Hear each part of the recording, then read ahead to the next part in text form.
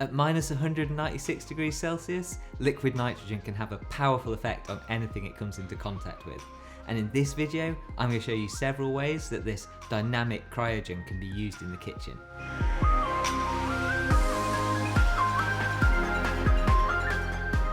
Nitrogen makes up 3/4 of our atmosphere. It's odourless, colourless, and in its liquid form is a frosty minus 196 degrees Celsius. It lends itself really well to being used in the kitchen because, as well as being extremely cold, it passes straight from a liquid to a gas as it warms up, leaving no residual flavour in the product that you're working with.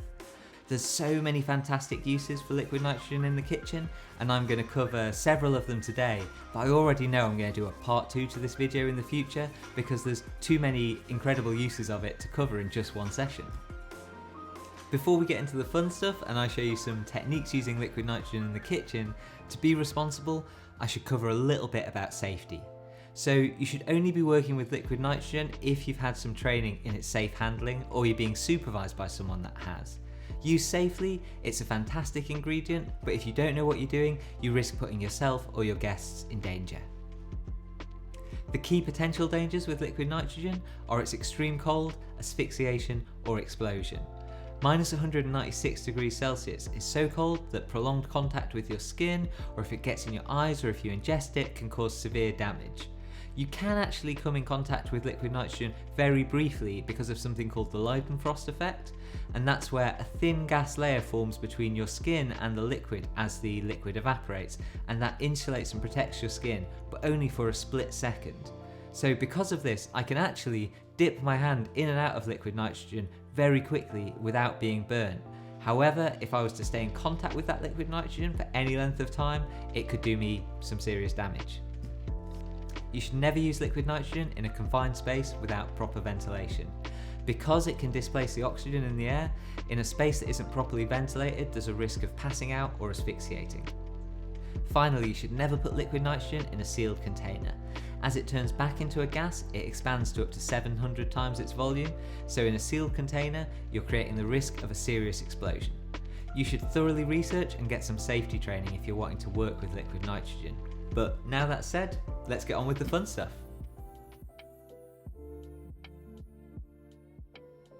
The first thing I'm going to show you is how you can use liquid nitrogen to alter the texture of fruit.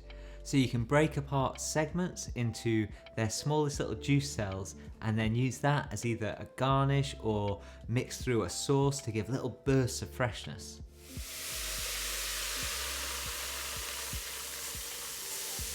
I've just placed some segments of orange and some fresh raspberries into the liquid nitrogen, and these will freeze really rapidly. Then when we take these out, we can tap them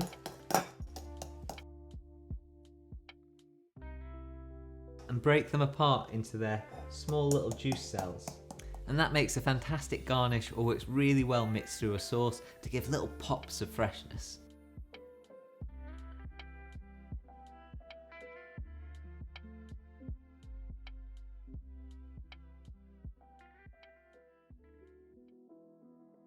The next technique we're going to look at is nitro muddling. This is a technique that I first read about in Dave Arnold's excellent book Liquid Intelligence, and you should definitely check that out if you're interested in modern cocktails. The idea with muddling is that you release fresh flavours from a herb just before you're building a drink, but the problem with this can be that muddled herbs oxidise and brown quite quickly, and they lose that freshness of flavour and they lose their bright colours. So one way around that is nitro muddling. The enzymes responsible for oxidization can't work when they're frozen. So by flash freezing my herbs with liquid nitrogen and then muddling them frozen, I'm able to pour over the alcohol, and once the herbs are soaked in the alcohol, they'll retain their freshness of flavor and their vibrant color. I'm going to show you this with some Thai basil. So here I've got some fresh Thai basil, and I'm going to pour over a little liquid nitrogen.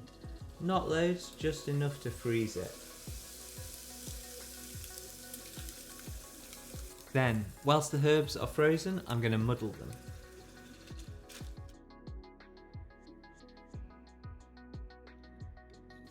Now I'm going to pour over my alcohol.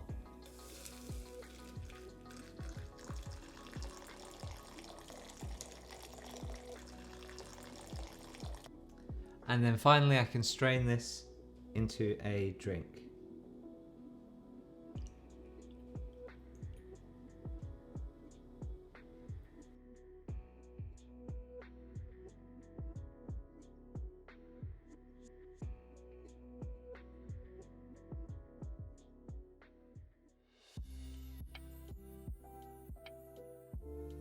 Next up is Dragon's Breath meringues.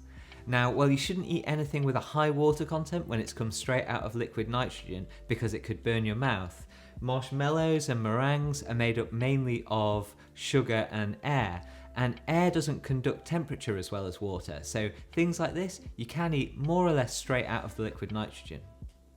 I'm going to chill some of these vegan meringues in the liquid nitrogen.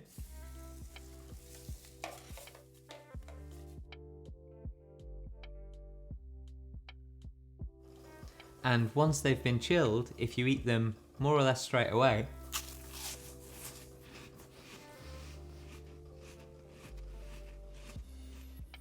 you get this quite dramatic effect. Now, would I put this on my menu? Well, for it to end up on the menu, it would have to be a perfect combination of an utterly delicious flavour and a really strong concept that worked within the rest of the menu, because otherwise the effect could be such a sort of novelty that you'd risk turning the dish into entirely a novelty experience, and that could devalue the rest of the menu. That said, it's a really fun technique, it gets a great reaction out of people, so it is, I think, an interesting thing to play about with.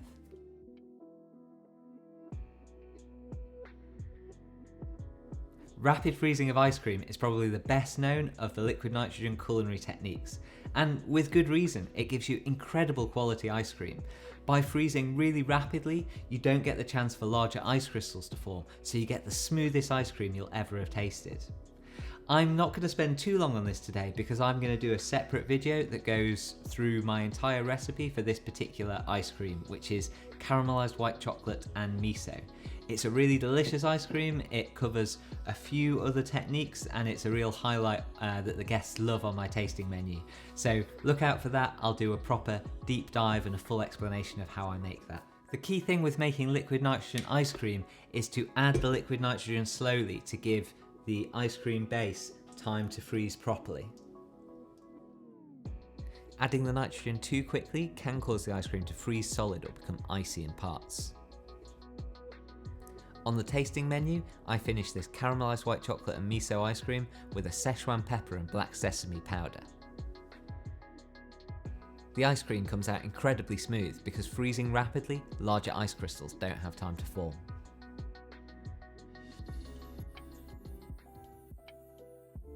Next up is cryo poaching, where you take an aerated product like a mousse or a meringue and poach it in the liquid nitrogen so that you get a frozen outer shell on it, but inside it remains soft and indulgent. So first off, we chill a spoon in the liquid nitrogen just to get it really cooled down. And then I'm going to show you this technique using a vegan chocolate mousse. So I have my vegan chocolate mousse here and my chilled spoon, and I just dispense a little mousse onto the spoon, drop that into the liquid nitrogen, and let it poach for just a few seconds really until it's frozen on the outside. Then when it comes out of the liquid nitrogen, it should be hard frozen on the outside and soft on the inside.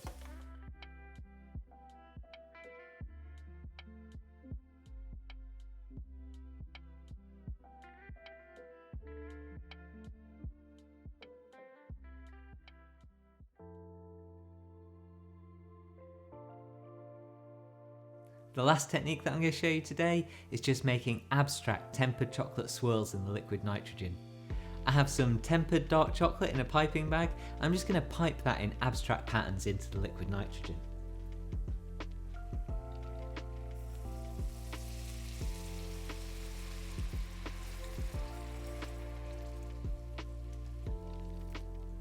And it sets in seconds into these little abstract shapes. It's just a way that you can make some abstract, interesting shapes for a garnish.